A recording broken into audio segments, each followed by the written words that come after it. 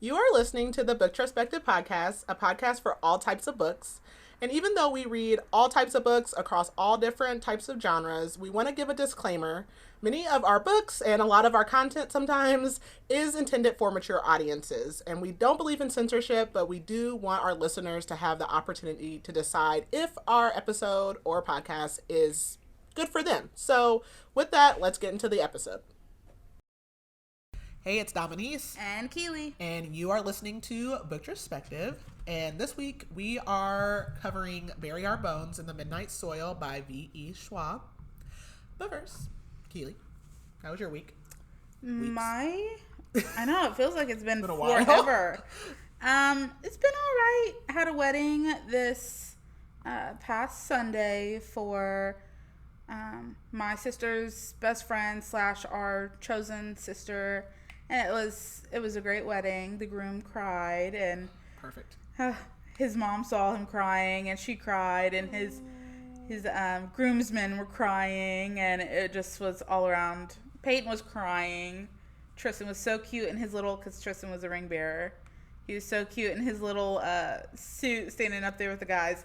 Anyway, so yeah, we had a pretty good weekend. Got some reading done, which is nice, but nothing other than that. Extreme. Yeah. What about you? Oh, wait, no. You did. You got a book with your name in it. I don't think you said that on here yet. What? Your author's note. Oh my gosh, yes, I completely forgot. Yeah, so An Embroidery of Souls released on September 9th, I believe, if that's a Tuesday. I think it is. And that was one of the books that I read for the children's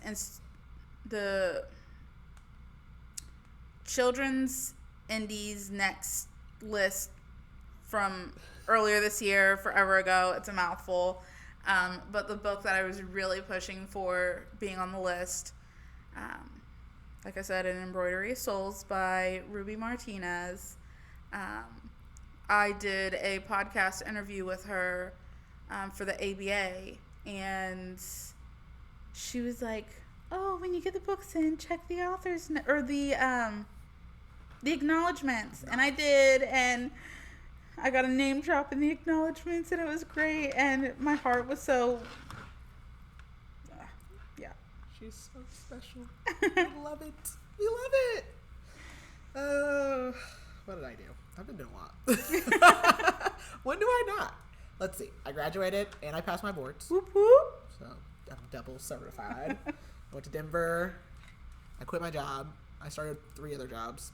So now I fully get to work remote, except for my clinic, starting like in 2 weeks. So that's nice. My house is done. Finally. Finally. That's pretty much it. Yeah. That's a lot. That's enough. I think that's good. So, no more school. Ugh.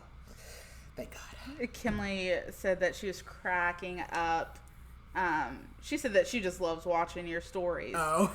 But she was like, when you were talking about just wanting to double check and make sure that you passed or whatever, she was like, she kills me. No, literally, okay, so the first time I took my boards, the computer thing was the same. So you get on the computer, they log you in, whatever. It's 150 questions. I did not really study. I studied for a month last time. I didn't really study at all. I did some quizzes every day, but that was pretty much it. It was I either know it or I don't. So, I'm taking the questions, or I'm going through the questions, and I'm some of them it was boom, right away. And some of them I was like, oh. And then, some of them I was like, okay, maybe, whatever. And I'm, looking, and I'm like, okay, I'm on 90. I'm so if I missed all of them so far, I would still be good. But, so I'm whatever. So, the first time I took my boards, they printed out a sheet, right away, and we're whatever.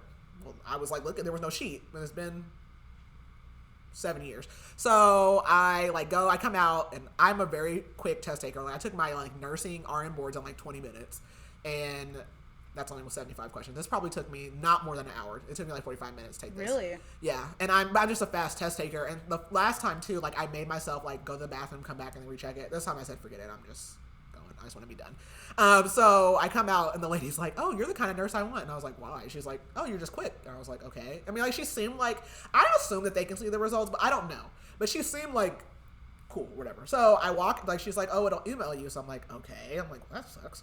And, oh no, but then also this time, it didn't do this the first time. It does say pass on the computer screen. So it did pop up and it says pass. And I'm like, but then nothing printed out. So I'm like, did it say pass? Like, I'm like, I don't know. Like, I need concrete evidence that it says pass.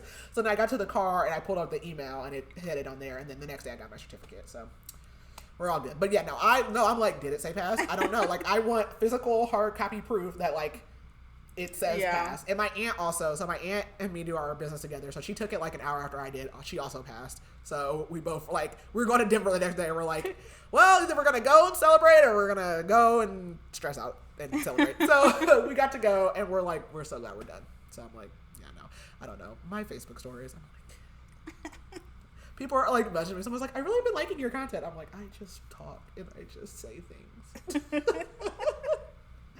Anyways, so. Okay, this book was our book retreat book, and most people liked it. I don't think anyone didn't like it. Some people just liked it a lot more. Some people didn't finish it. Yeah, some people didn't finish it, but we didn't get any negative. No. Okay. Oh wait, you're probably not prepared. You're supposed to be asking silly questions. See, no, I'm not prepared. I'm never prepared. Oh, it's okay. Okay. As a vampire, what is one human food you would miss the most? All of it. I don't know. Mango sticky rice? Oh my gosh. I tried to get some today at Tupi Tong. They said it's out of season. Vile. I'm going to make overnight oats that are like coconut. Yeah. Mango. Like, yeah. Anyways, I do really like that, but I don't know if that's like, I don't know. I love all, like, so much food. Like, I don't know. That's hard. I don't have a favorite food. What's one thing that I can, like, always eat? I don't know. Anything. Mine would be more of a food category, and that would be carbs. Yeah, I was going to say, yeah, if I could do that, carbs. Because I love me a good carb. Yeah. Give me some pasta, some bread. I'm going to go with carbs. All carbs, all the carbs. Okay, so now we can get into the book. So, do you want to read the blurb? Yes, I do. I have like 15 million tabs open. Okay. This is a story about hunger. 1532, Santo Domingo de la Calzada. A young girl grows up wild and wily. Her beauty is only outmatched by her dreams of escape, but Maria knows she can only ever be a prize or a pawn in the games played by men. When an alluring stranger offers an alternative path, Maria makes a desperate choice. She vows to have no regrets. This is a story about love. 1827 London, a young woman lives an idyllic but cloistered life on her family's estate until a moment of forbidden intimacy sees her shipped off to London. Charlotte's tender heart and seemingly impossible wishes are swept away by an invitation from a beautiful widow, but the price of freedom is higher than she could have imagined.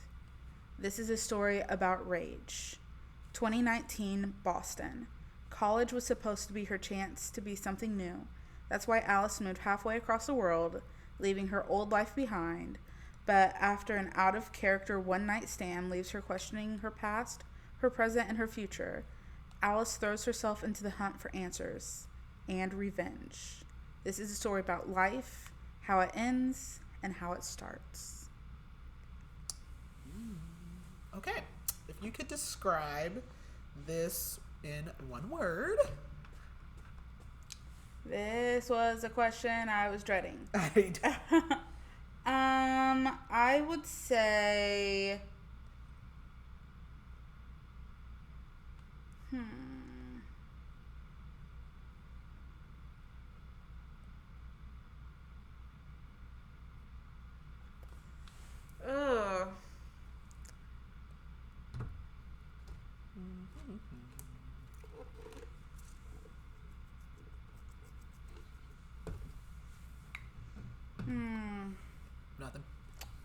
I'm struggling. My word is vengeance. That's a good one. Or vengeful. Mine's just going to be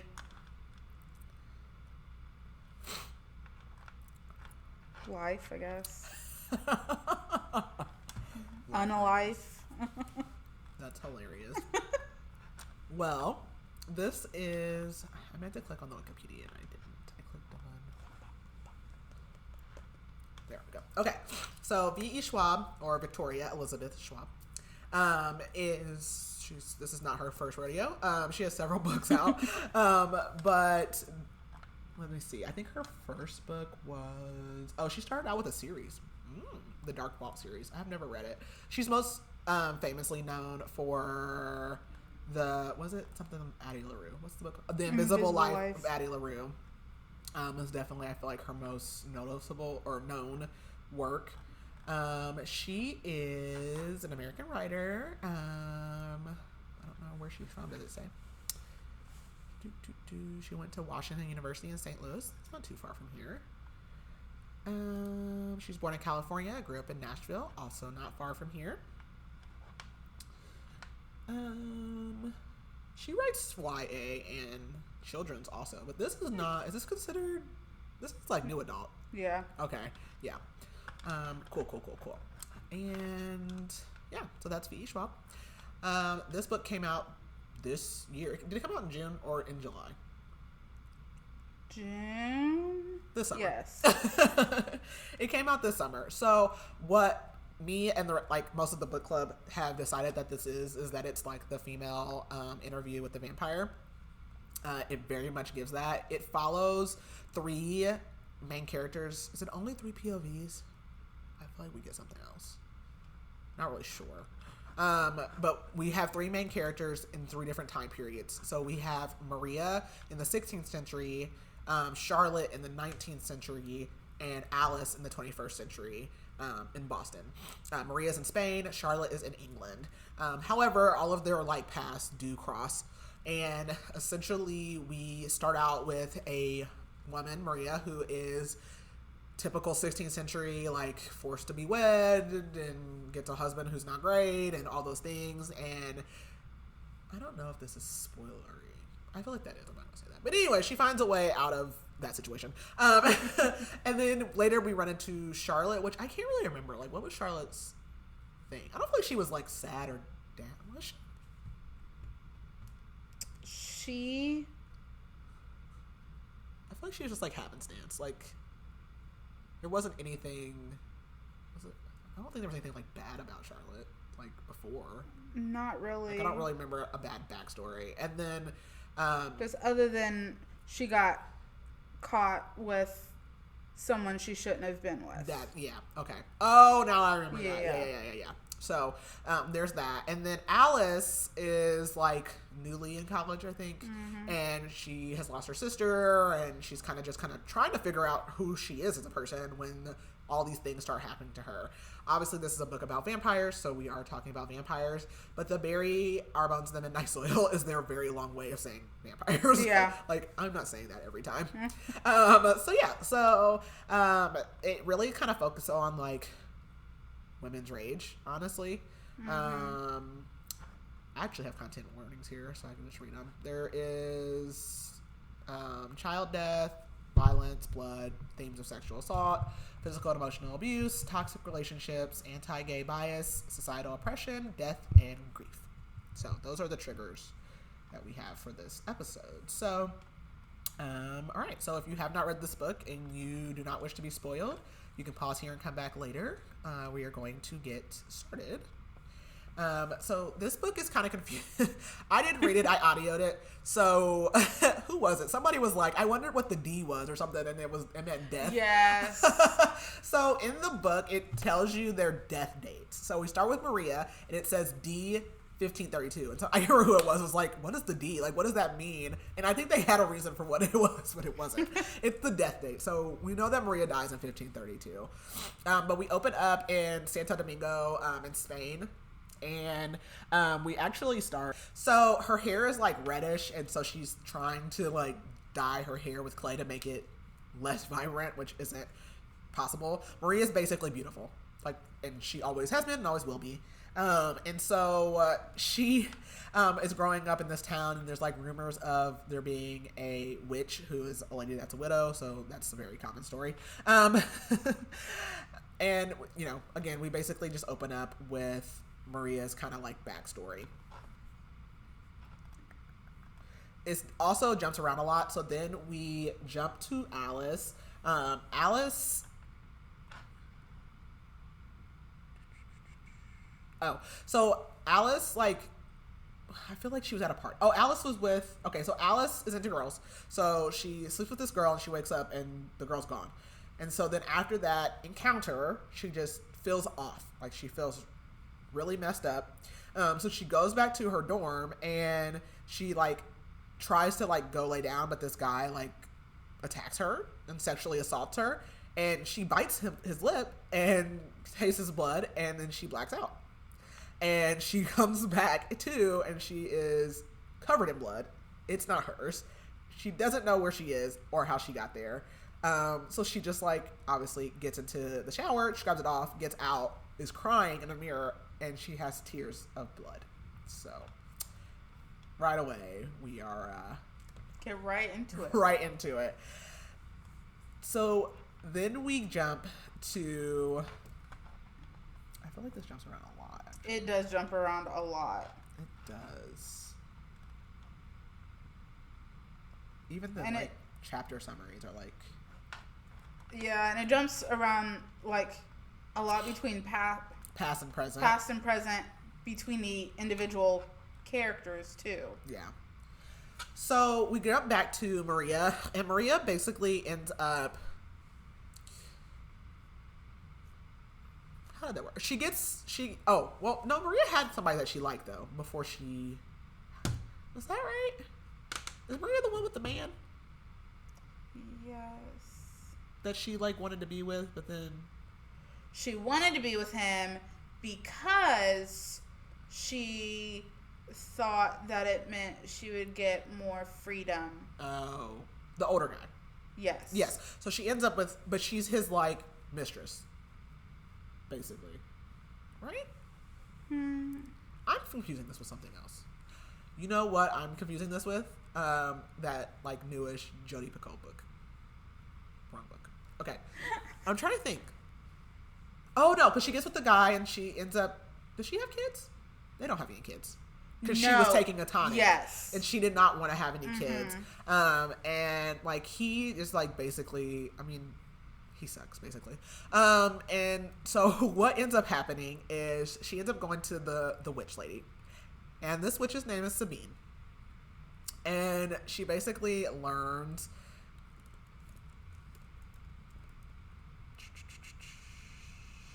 What is this? Oh. So she basically learns that Sabine is a vampire. And she gets Sabine to change her. And then she kills Sabine. Like, Sabine lets her drink her blood. And she does not stop. And she completely, like, obliterates her. And then she goes back home. And she kills her husband. And the thing that really tripped me up is because she was, like, all about Sabine and was, like... Yes. Enamored by her. And then she took drinking her blood a little too far. And it was, like, kind of just like, oh well. Like, okay, that happened. Like, she's a mean girl. Yeah. Maria's a mean girl. So then she goes back and, like, she basically, like, kills her husband, like, acts like she's gonna sleep with him. And then, like, she's, like, taking control of the situation. And of course, it's 1532. He's like... Whoa there, like, what's going on? And then she kills him. So then she decides to go to Venice, and she, like, at this point is basically kind of like blood crazy, and she's like doing whatever, killing whoever, whatever. Well, she runs into a couple, Hector and Renata, and they're vampires, and they're like, hey, like, you need to learn how to control yourself, because, like, obviously you're going to draw attention to us, you can't be doing that. And so she starts, like, hanging out with them, and they teach her, like... It's Hector, right, that teaches her about, like, waiting? Mm-hmm. So Hector teaches her about, like, kind of, like, picking somebody, and then, like, but making yourself wait. Like, not drinking blood for 5 days, or whatever it is. And then, like, slowly, and then she starts to learn that she really likes that. And then one thing I really like about this book is the reverse invitation thing, where the inviting in or out is up to the vampire. And so Hector teaches her about the boundaries, basically. Like, he can uninvite her or whatever is his space. And she's like, well, how do I make Venice mine? Basically, like, she wants to take it over. And, like, slowly, like, square by square of the floor, like, she can, like, I don't know. Kind of, like, claim the space. Claim it, yeah. It's different, but I mean... Yeah, it's like, so they don't have to be invited in to, like, just everybody's home, but if there's another vampire in that area, like, they can keep them out, which is interesting. So I like that. I like when there's, like, a different take. So she ends up, like, staying with them for a while, and, like, yeah, so she just kind of, like, joins them, basically. And I'm trying to remember how they got caught. So,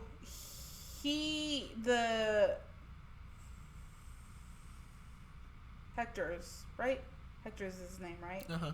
His lover ended up dying, and he got, like, super depressed. Yeah.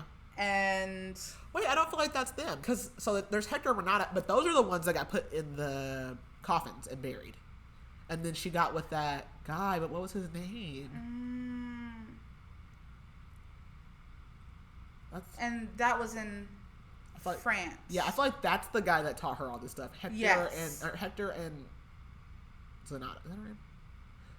I don't know. Okay, yeah. They got caught because when they went and fed on... They were going to feed on the people in the church. Yes. Okay. And they left one person. They forgot to kill count. Everybody. Yeah, and somebody went and told, and she was on the outside. They went in and were... Okay, so backing all the way up. Backing up before the other guy. Because that's not it. I got to figure out what his name is. So she gets with Hector and whatever the girl's name is. And they kind of like were in a frenzy. And so like they get to the point where they go into this church and they're supposed to be like, I think there's 27, but they only count 26 or something like that. And Maria is now also going by Sabine. She takes Sabine's name. So she's like... She kind of saw that, like, clocked it, but, like, let it go. Well, the next day, they're, like, walking, and, like, Hector and Zanata are, like, in front of her, like, walking arm in arm. And she knows what's about to happen, and they literally, like, grab them. This scene literally reminds me of Interview with the Vampire, when they, like, grab them, put them in the coffins, and they're, like, burying them. And she's, like, barely able to get away, because vampires, too, in this book, aren't supposed to be near the dead. Like, it makes them more dead or something like that. But she's literally in a cemetery when all this is going down, and so she does end up like making it away, and that's when she goes to France and meets whatever that guy's name is, and I can't remember. I wonder if there's like a character list. It's coming back to us slowly but surely.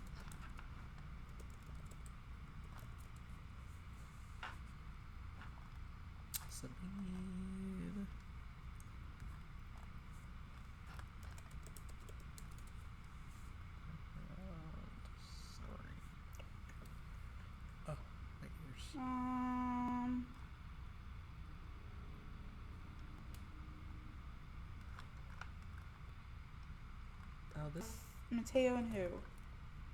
I don't know what the guy, because he was human. Yeah.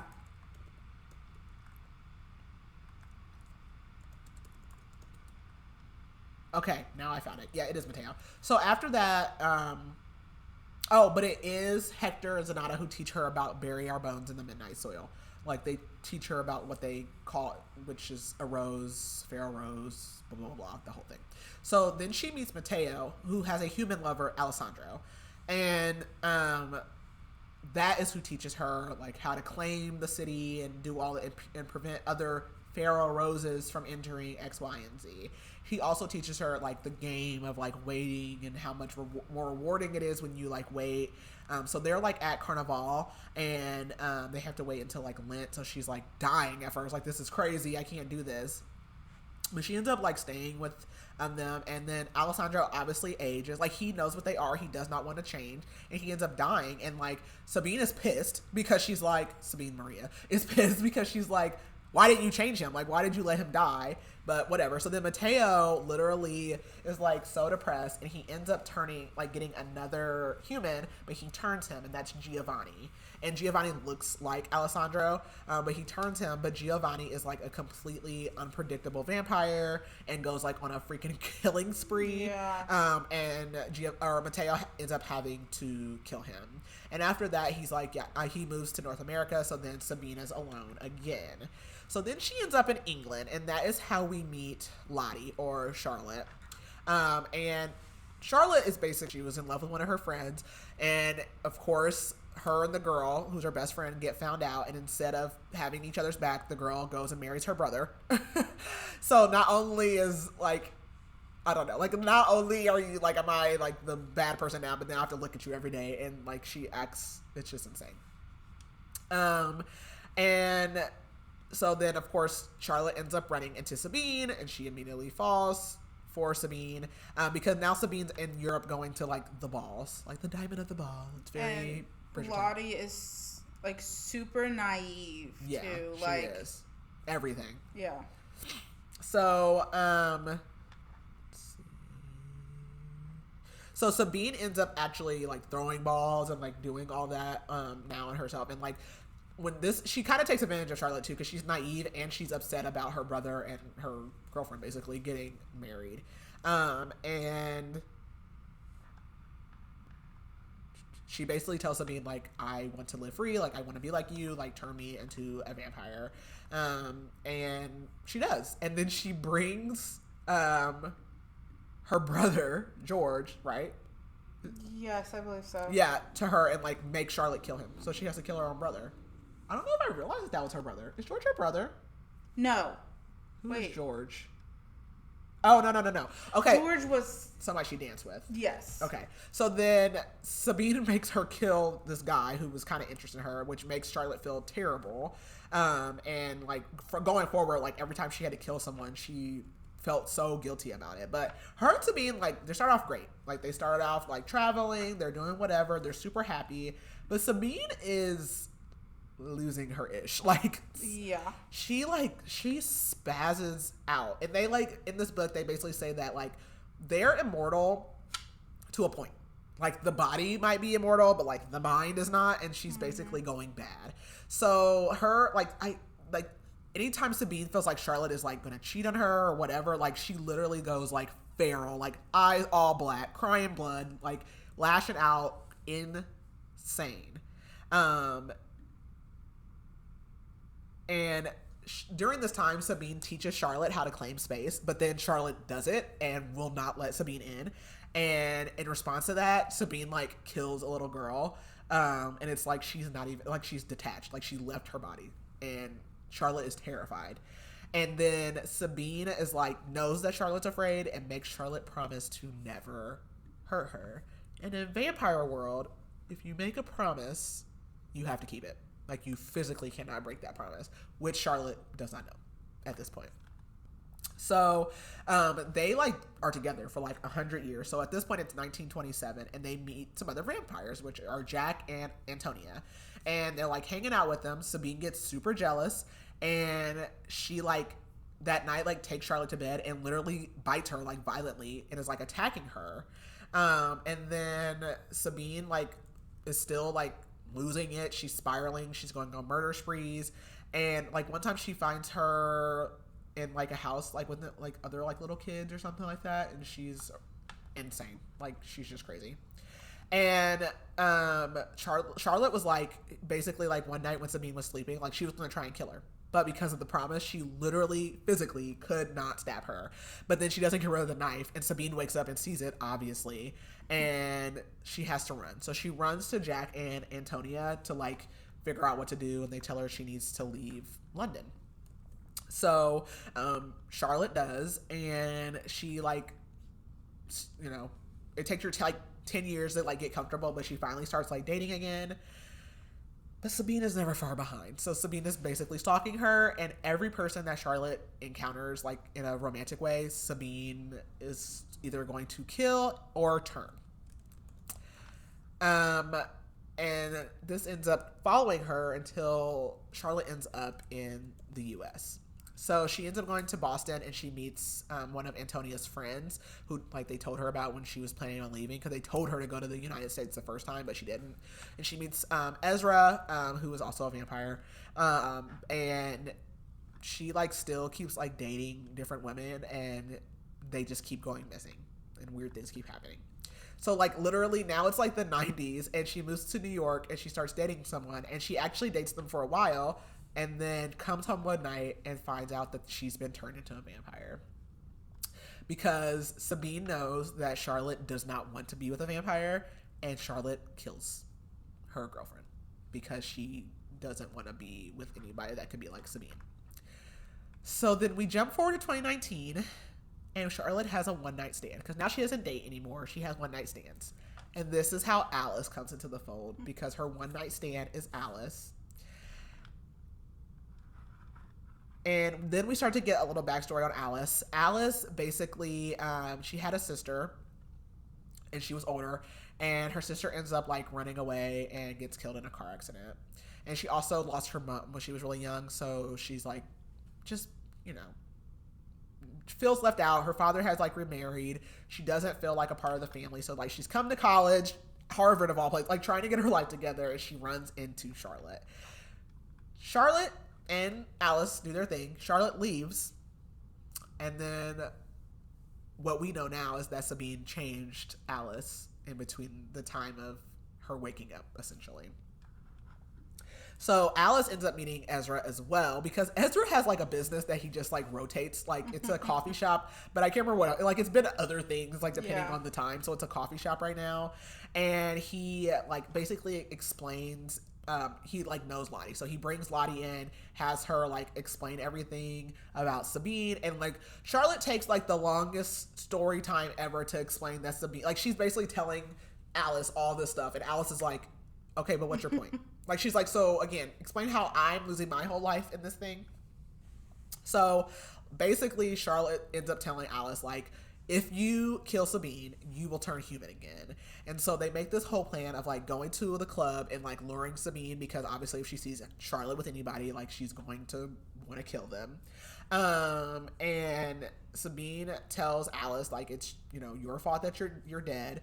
And, she tries to poison Sabine, because Sabine does end up coming, and she was trying to, like, poison her by, like, putting, like, poison in blood, but Sabine's like, yeah, I only drink from the tap. Like, I'm not drinking that. And literally, Sabine also wears, like, freaking chainmail. So Alice, like, tries to seduce Sabine and is like, oh, we should, like, shower together. And she gets her in the shower, and she's able to, like, get this shard, and she literally stabs Sabine, and Sabine just, like, smiles and turns into dust. Like, it's, like, almost like she's insane. Yeah. And I was like, I did not want Sabine to go out like that. Like, I really kind of liked Maria, like, when she was Maria, and I felt for her. And then even when she was starting to go crazy, I was like, but I can fix her. You know? Like, I was like, But you're, like, she's literally just stalking Charlotte across, like, the world and killing and or turning all of her girlfriends. Like, it's bad. So Alice kind of, like, just waits around for Charlotte to come back. She's like, I'm still a vampire. Like, what's up? And, uh-oh, let me do that. She's like, she basically is realizing that Charlotte lied to her. And so whatever. So, because Sabine did not drink the poison blood, she gets Lottie to drink it. And Charlotte falls to the ground, and Alice stabs her in the heart. And it's actually a hairbrush that was in Charlotte's bag, and she thinks it was the same one that she used to kill her girlfriend that time when Sabine changed her. And Alice leaves and is like, I'm gonna go figure my life out. The end.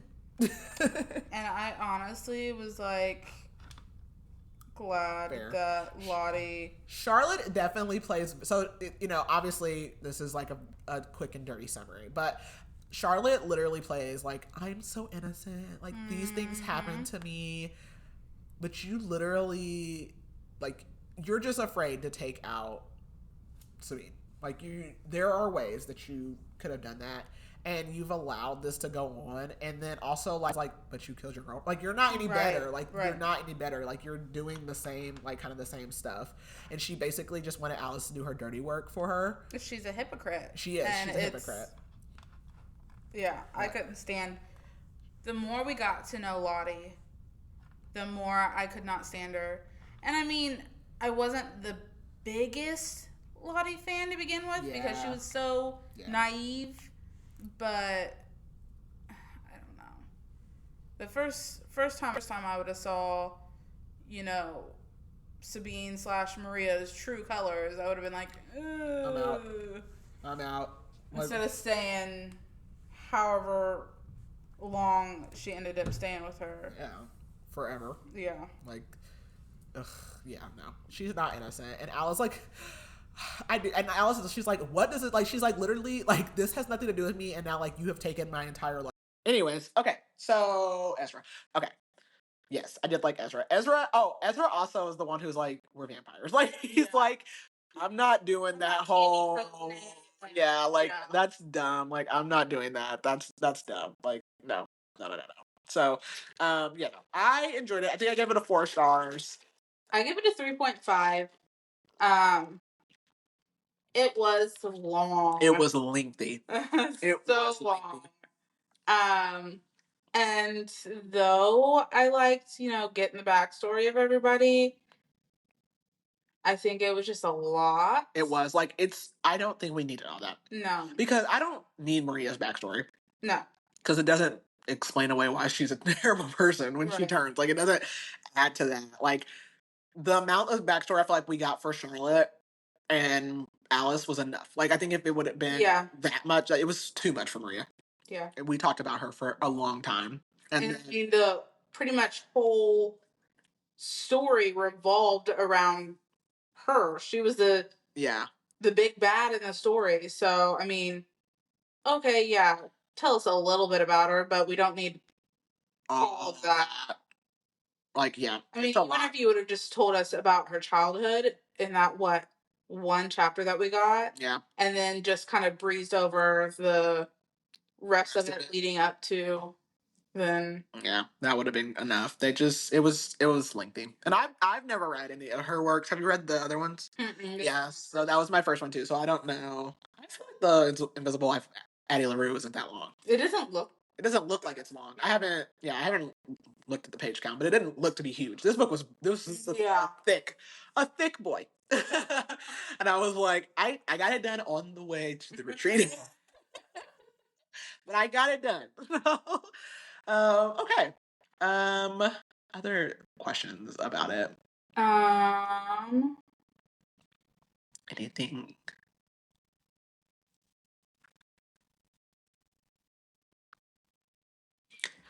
Or reviews? I'm curious. Oh yeah, let's look up some reviews. There are almost 82,500 ratings. Dang. 5 stars. We got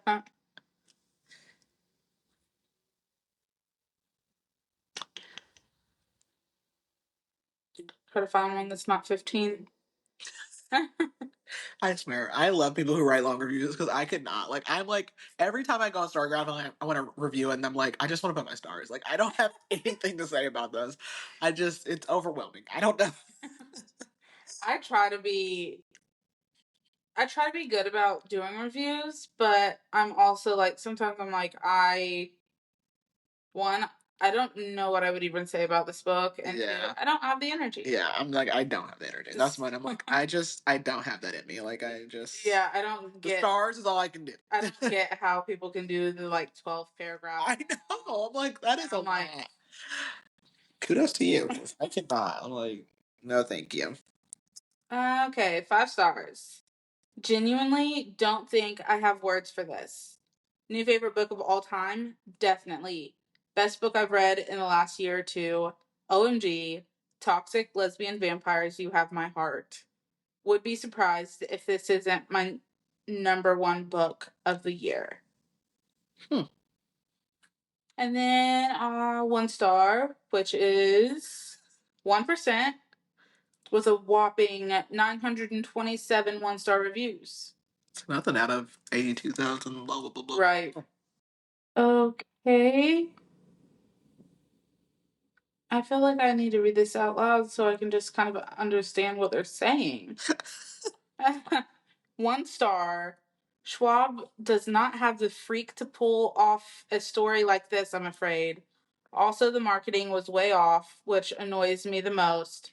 I feel lied to. Don't take advantage of my freak yearning to lure me into a nothing burger slog that is nothing like you promised it would be. Shake my head. I feel like I stroked out while reading that. What was the marketing? There wasn't. I don't think that they didn't really say it was Anything, did they? Not really. Oh. You knew it was vampires, though, right? Nope. Oh. I didn't know until I started reading it. Oh. Okay. But what was freaky about the marketing? I'm curious. I don't know. I'm so lost. I am too. Well, okay. I'm sorry that you couldn't let your freak flag fly. Okay, well, that is our last book for the month. So our next episode will be our October check-in. So once a month, the first episode of the month will be us just kind of like chit-chatting about whatever is relevant. And then we will jump into our October reads, which I apologize. I did not pick anything spooky. In November, I will probably redeem myself. And I know it's going to be late and I don't care. But I just wasn't thinking about it when I was picking books. And then I was like, none of these are. Hey, 'tis always the season for the spooky. It is. So I will redeem myself the next month. I just was going off the list and then I looked and I was like, oh, wow, that's not very spooky. But I don't know that I have read anything spooky lately. I could have done like incidents around the house or something like that. But have you read that yet? I have. Okay, yeah. It's on our list. I was like, I should have done that. Oh, whatever. Anyways, so yeah, so that's what it's coming in the next couple of weeks. As always, make sure you are following us on TikTok, Instagram, Facebook, and YouTube at Retrospective. And we will talk to you guys next week. Bye. Bye.